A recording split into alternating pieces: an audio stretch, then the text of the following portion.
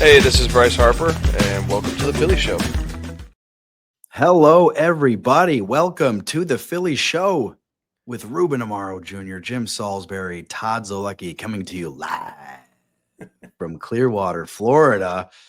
Jim, you and I are here today. Ruben celebrating today his 60th birthday. Happy birthday, Ruben. So he is enjoying his birthday today. We're giving the guy a day off so he can celebrate, right? Because we're good people. Yeah, he deserves a day to celebrate. There's a rumor he's in Palm Springs, California, playing golf. But I'm sure, being that it's his birthday, he'll get after it a little bit tonight, and he possibly could have one of these on his head. Jimmy, if you're not watching on YouTube, Jim just panned to the lampshade in his hotel down here in Clearwater. I'm still at the ballpark. Jim's at the hotel, but we were both at the ballpark bright and early this morning. Clubhouse open at 8 a.m. Jim, it's always a fun day. First day of pitchers and catchers. Warm weather, sun was out. It's just great to be here. You've been coming down for a long time. I think this is my 22nd spring training covering the Phillies, my 23rd season, but 22nd spring. That first day is always fun. I remember I think back to big spring training moments. To me, two stick out. One was the first day at camp in 2010. Roy Halladay throws his first bullpen. I'm like, holy crap, these guys got Roy Halladay. And then the press conference when they got Bryce Harper in February, March of 2019. That's a big day that sticks out as well. Yeah, the first day of spring training it's kind of always special. And this year, let's face it, it's overshadowed a little bit because the Eagles just won the Super Bowl. Right. And all that matters right now is the Eagles and, partying and enjoying that Super Bowl victory. And they got a parade coming up on Friday. Right. And I understand how, that's where all the focus is. But the fact of the matter is that the Phillies have reported pitchers and catchers. And there's a number of regulars here. And more will continue to trickle in. But, they've been to the postseason 3 years in a row, looking to make it a fourth year in a row. There's a lot of excitement around this team. I know the first day of camp is always kind of that hope springs eternal. Mm-hmm. And, there were a lot of years where it was just sort of lip service, but not in, 2008, 9, 10, and 11, and certainly not in 2022, 23, 24, and here in 25. Those are all quality teams and great teams. And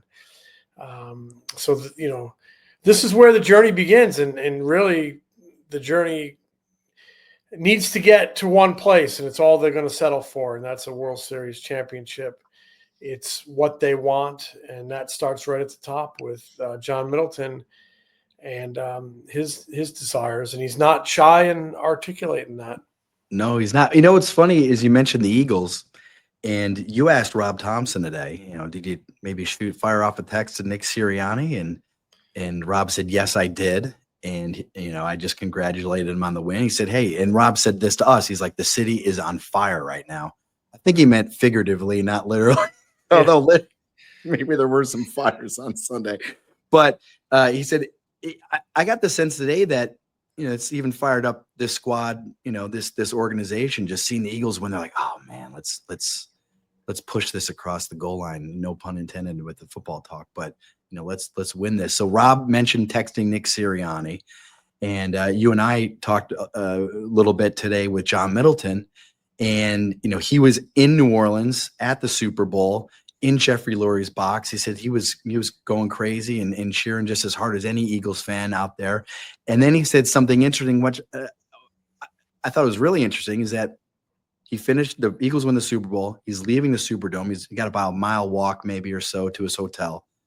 And he says he has tons of Phillies fans coming up to him going, now it's your turn. Now it's your turn. He's getting high fives from everybody. Everybody was so euphoric. And he said, yeah, that kind of energizes you. Yeah. He was good talking about that. Yeah. He mentioned how if you couldn't be excited watching that game, and especially in person, that maybe you're not alive, something's wrong with you. And yes, I was not there. You were not there, but we watched it, and certainly was electric. can only imagine. I've been in a lot of electric stadiums for World Series. I've been to Olympics and Super Bowl and Final Four and a lot of World Series, and it's special when you're there at a big game. And yeah, it was really cool to hear John talk. And some owners. I mean, Jeffrey Lohr is from Boston. I don't know that the owner of the Sixers is from Philadelphia, but what makes John unique in Philadelphia is he is a Philadelphian, tried and true, born and raised, and he is a Philadelphia sports fan. And when he goes to an Eagles game, he doesn't go as John Middleton, owner of the Phillies. He goes as John Middleton, Philadelphia sports nut. And he actually was joking that he doesn't know if he'll get invited back to Jeffrey Lurie's box because maybe he was too excited. So, but when fans are high-fiving him saying, it's your turn, that's the expectation. That's the type of roster they have built. Yeah, there are other good teams out there. The Dodgers and the Yankees are going to be good. And you got to play the 162. And then you got to perform in October. But this is a team certainly capable of doing that. Need to play better than they have the last couple of Octobers. But this is kind of, where it all starts. And that is the expectation, a World Series title.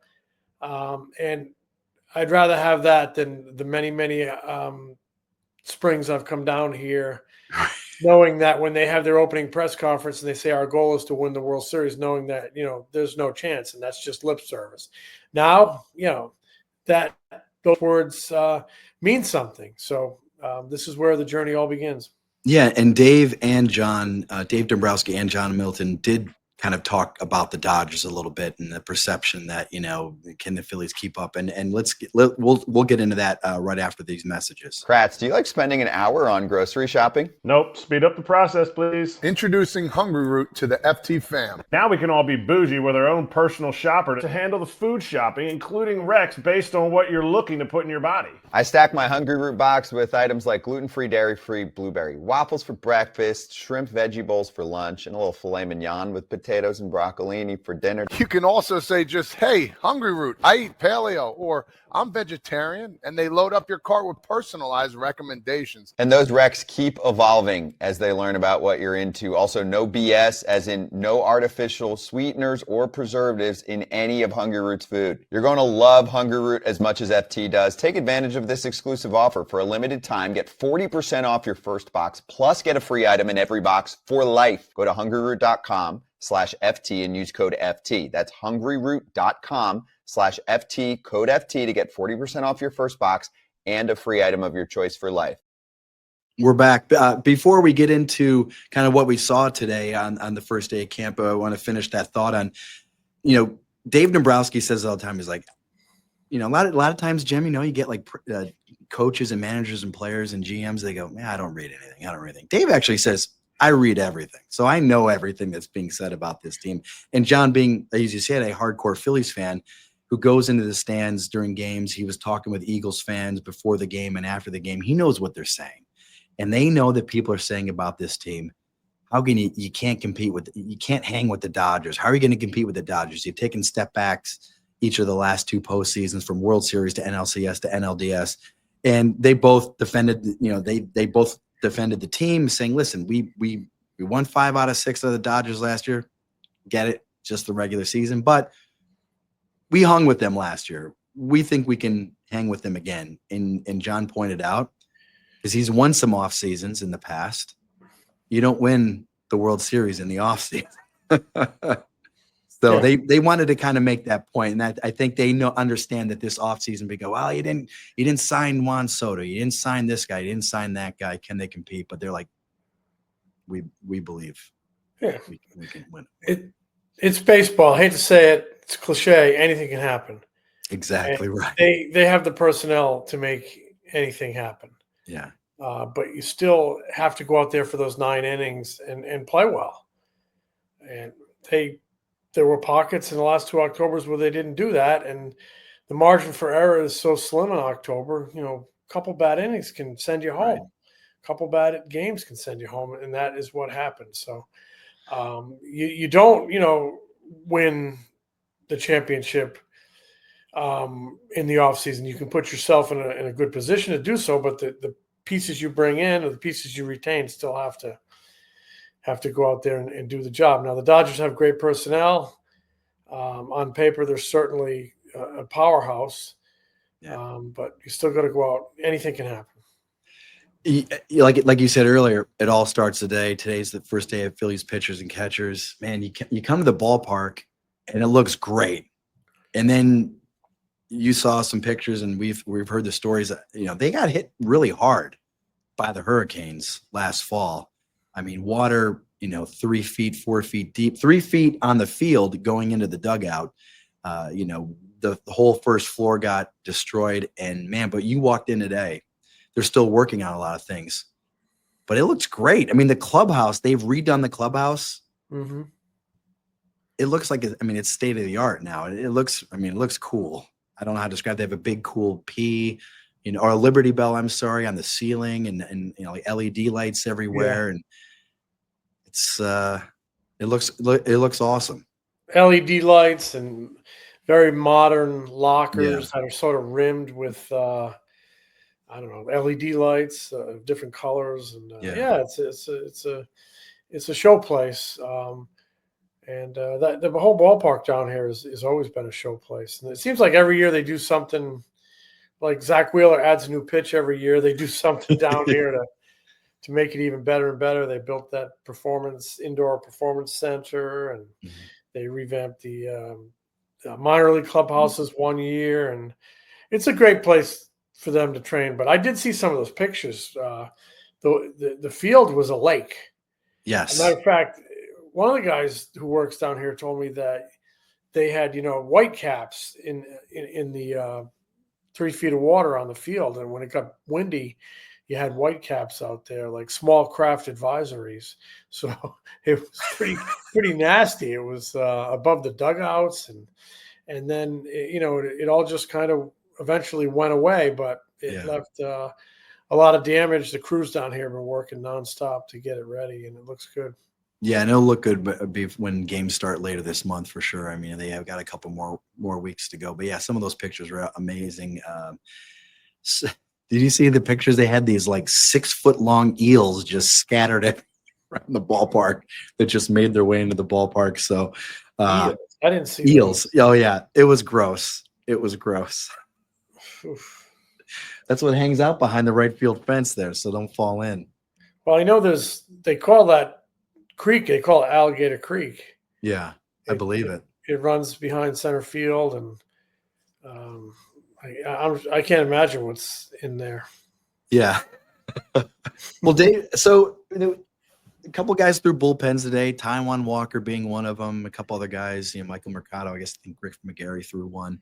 A lot of, Taijuan, of course, fighting to be the eighth and final man in the bullpen. They say he's throwing the ball well. They say he looked good in his first day of camp. But anything jump out at you, either from what you saw on the field, Jim, or what really what Dave and Rob talked about, because they covered a lot of ground today.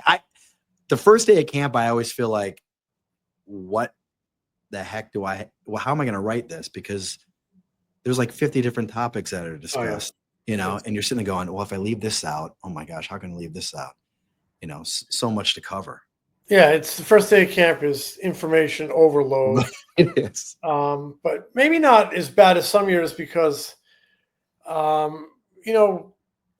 didn't make a ton of high profile additions. And the ones they made, Luzardo, I think it's a heck of a pickup. But yeah. I mean, he was made available. We were able to talk to him a few weeks ago. Jordan Romano, the same thing. Max Kepler, saw him check in today. So he'll be interesting to talk to one of these days. I just kind of get the feeling that, you can only talk so much. We know what this team is all about. We know the personnel. We know the pitching staff. We know what the stakes are. It's like, you got to go out and do it, guys. It's almost like guys are talking about tired of talking about it too, because they've been here long enough, and it's just there's only one new outcome here, and it's the one that they want the most, and that's the championship. Right.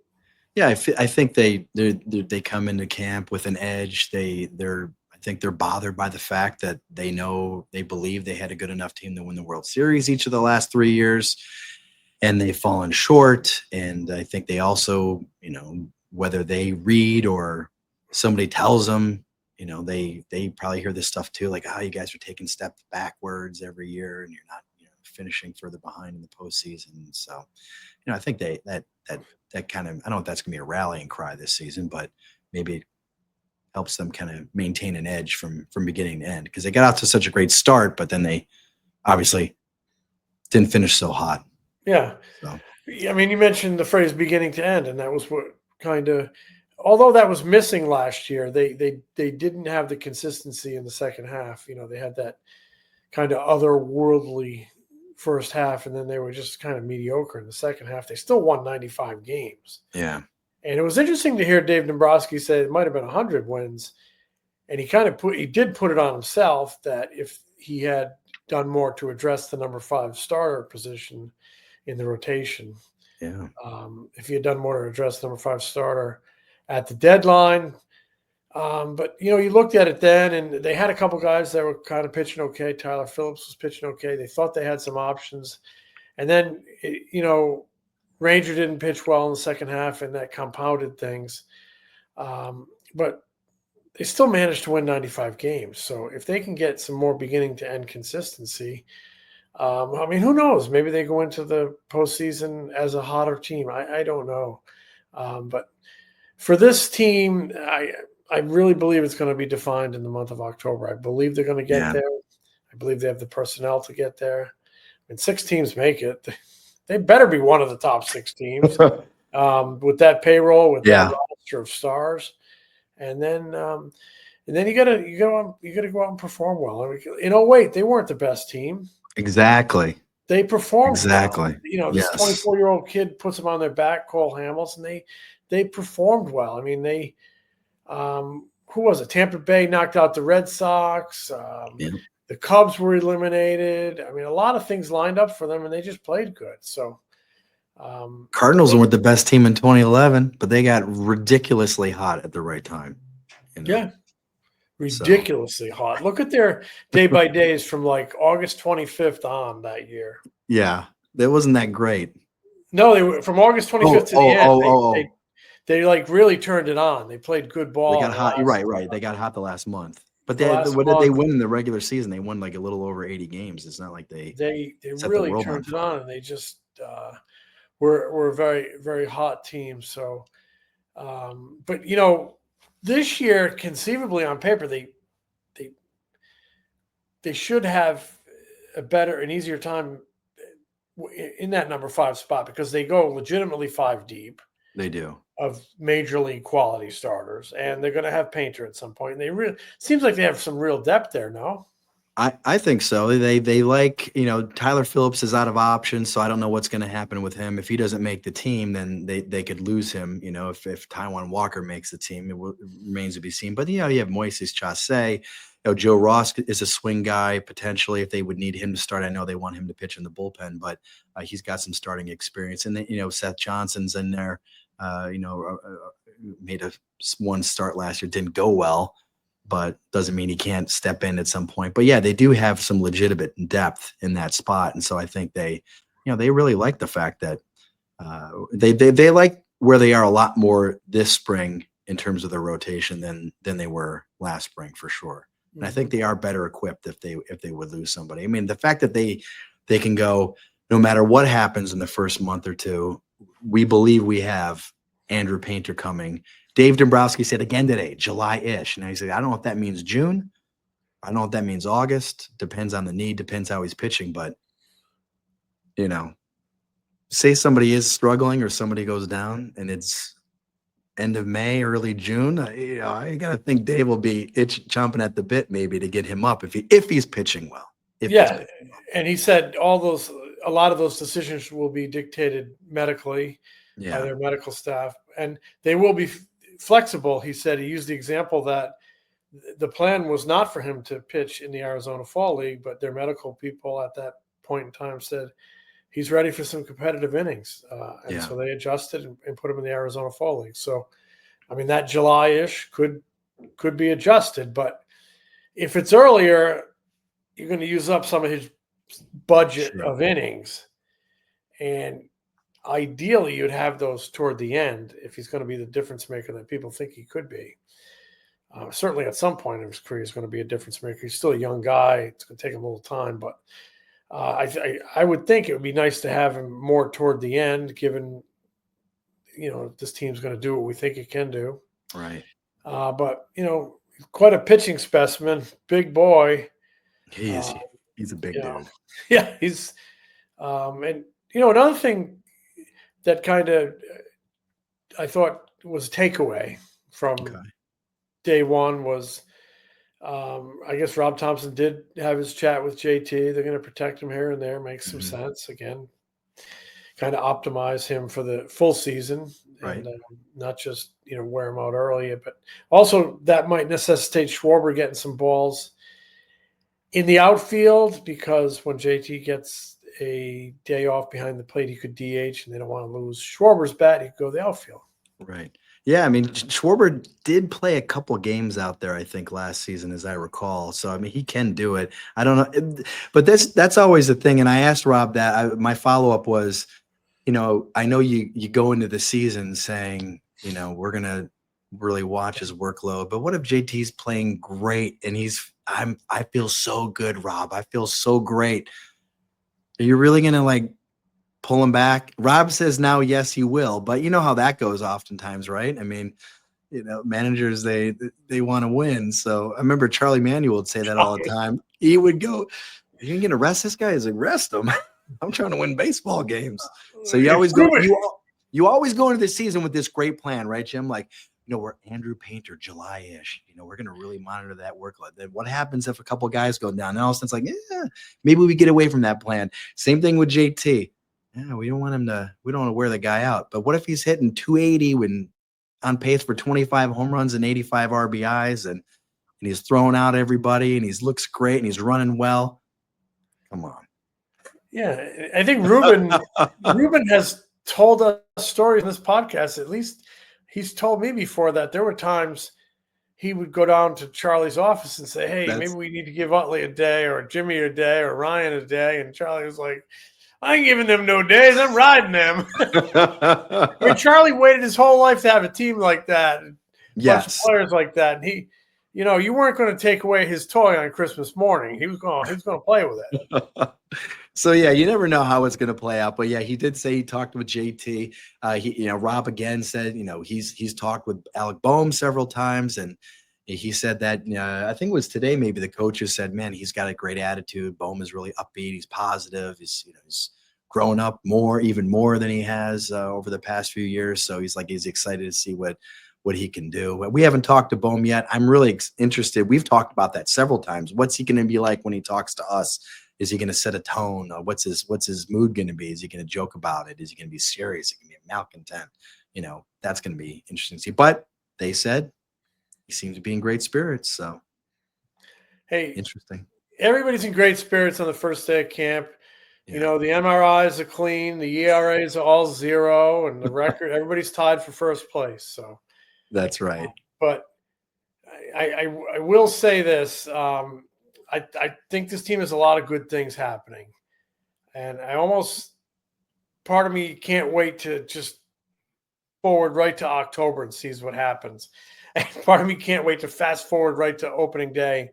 Right. And start the countdown and start the journey, because I just feel like they have so many. There's just not a lot of questions. Right. There really is not many questions at all about this team. What's the biggest roster question right now? Who's going to be the last bench bat? Is Taijuan Walker going to make the team? But that's really about it. No, the Rob said about the last bench spot, they probably need a right-handed bat for that last spot because they're so left-handed heavy everywhere up and down the lineup. That would indicate Wes Wilson has an inside track on that job. But then Rob also quickly said, "But listen, we can't. Cody Clemens is out of options, and that could be a factor as well." Dave said that could be a factor as well. So it's one kind of roster battle to watch this spring. Yeah, and you watch for that job, somebody's going to go out and have they might both have like 3 guys might have unbelievable springs, and it might come down right to the wire. And two of them are hitting 340, and it's a really hard decision because I mean, those guys are competitors, and they want to be part of this. They've come up and down the last couple of years. They've chipped in. They've had some big moments. When you have a team this good, capable of having winning a lot of ball games, and you've been part of success in pockets in previous years, you want to be part of the long-term success. I guarantee you, those guys want it so bad. They want to be part of this. Everybody wants to be part of this team. Another question: backup catcher. I mean, that's going to be a very interesting battle. There's that X factor about Marchand being out of options. They would lose him, where Garrett Stubbs has options. So that's part of the calculus, but I fully expect to see both guys having a really good spring. Yeah, absolutely. A couple other things that were mentioned, brought up today that fans might be interested in is Dave didn't really say anything about it, but he was asked about contract extensions for JT, Realmuto, Kyle Schwarber, and Ranger Suarez. He says he doesn't like to discuss those publicly, but they like all three players, and we'll see what happens. I think you, Jim, and we all agreed a few weeks ago, like the least likely guy to return would be Ranger, and then JT and Kyle probably, I don't know, 1 and 1A. I don't know how you would rank 1 and 1A, but that's I don't know. Do you get a sense that anything will happen early in spring? Unless it's club friendly, really club friendly, would you be surprised? I guess I would be surprised. I think I would be surprised too. Nothing's going to happen with Ranger. He's going to test it. Oh, for sure. And Schwarber's played so well. What's he got? 130 home runs in 3 years. Yeah. 300 RBIs. He's played so well, and with that bat speed.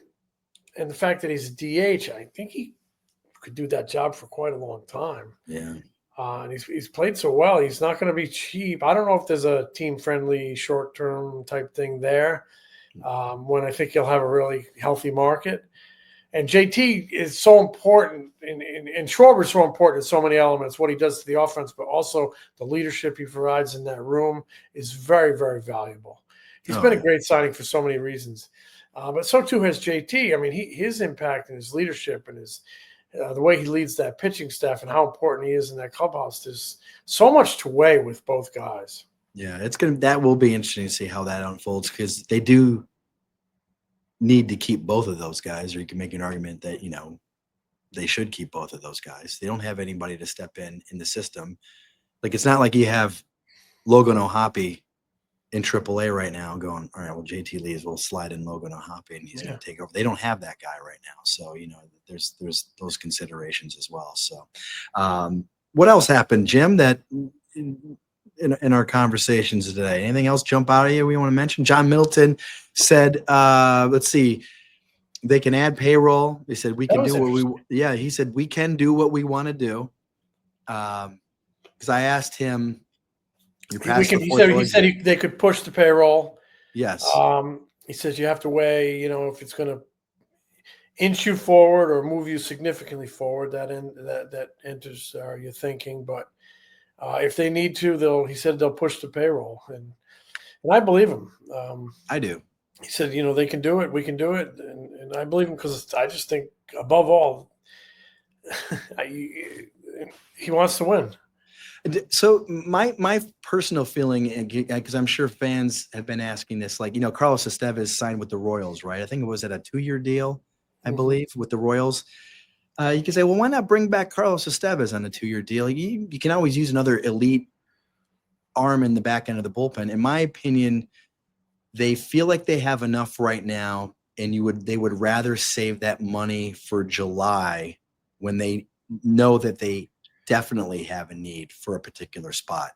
Instead of dropping $24 million over the next 2 years on Carlos Estevez, whatever it is that he got, you wait and see. Because what if Max Kepler really struggles and they need some help in the outfield? Well, now you have a little bit of financial flexibility there, maybe push that money into the left field spot or whatever it might be. Right. Maybe, God, for crazier things have happened. Maybe need a starting pitcher in July.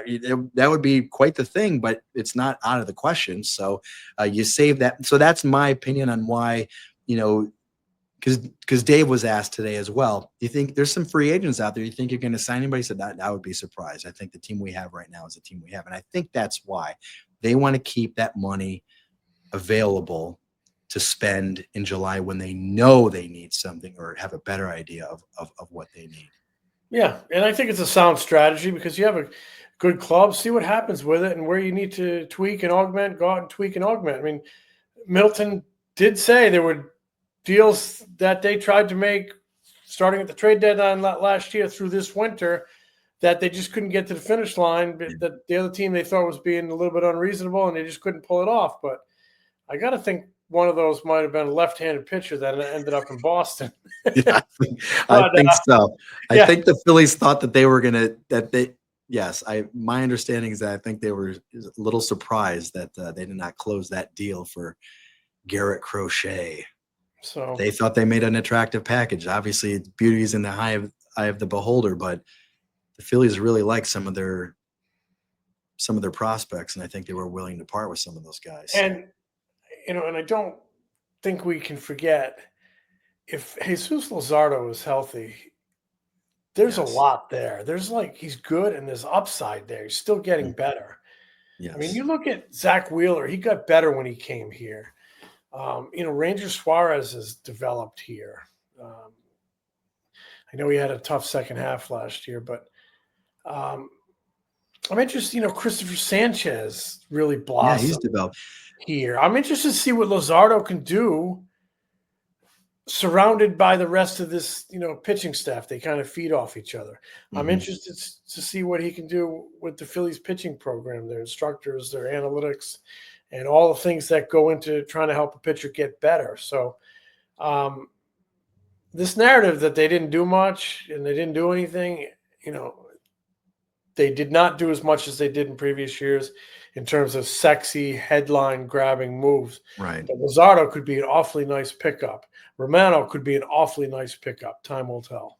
Yeah, I think – well, I was looking at the Fangraphs projected win totals this year, and I think the Phillies were fourth in baseball. It was Dodgers, Braves, Yankees, Phillies.